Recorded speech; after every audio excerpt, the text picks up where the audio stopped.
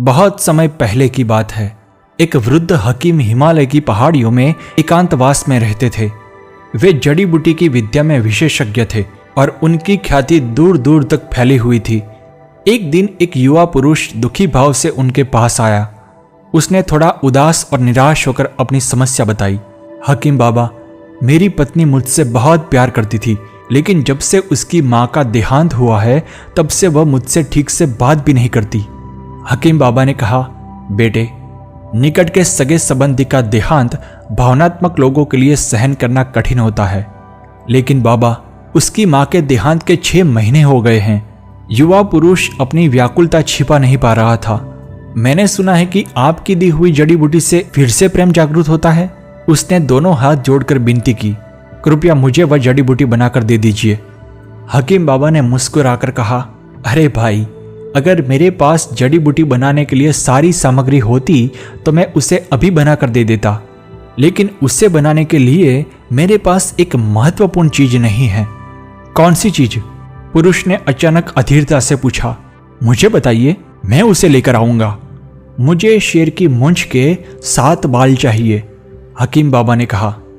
अगले ही दिन वह पुरुष जंगल में शेर की खोज में निकल पड़ा। काफी खोजबीन के बाद उसने जंगल में एक नदी के किनारे एक शेर को देखा। उसकी हलचल देखकर शेर ने इतनी जोर से दहाड़ लगाई कि वह पुरुष भीतर से कांप उठा। उसकी नसों में दौड़ता खून जैसे जम गया। वह भयभीत होकर तुरंत वहां से भाग गया। अगले कुछ दिनों तक ऐसा ही चलता रहा।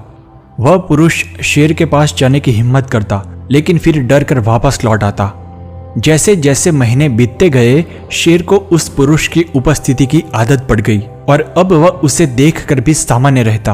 अब वह पुरुष शेर के लिए मांस लाने लगा और शेर उसे आनंद से खाने लगा। धीरे धीरे विश्वास के आधार पर उनकी मित्रता बनने लगी। जब शेर तृप्त होकर मांस खा लेता और आराम करता, तब वह पुरुष हिम्मत करके उसके पास आता और उसकी पीठ थपथपाता।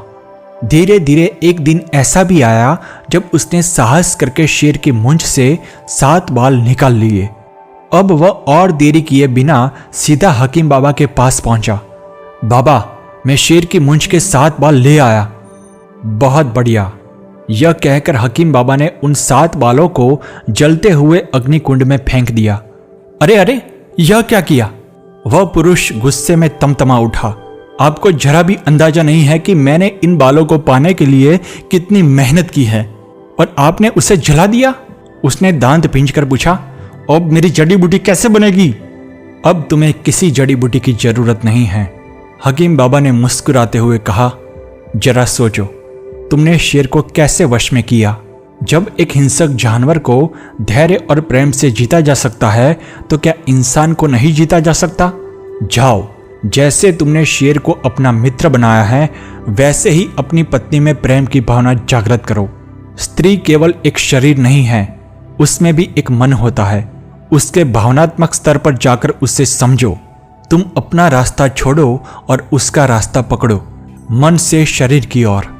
पुरुष को हकीम बाबा की सलाह में ही जड़ी बूटी मिल गई।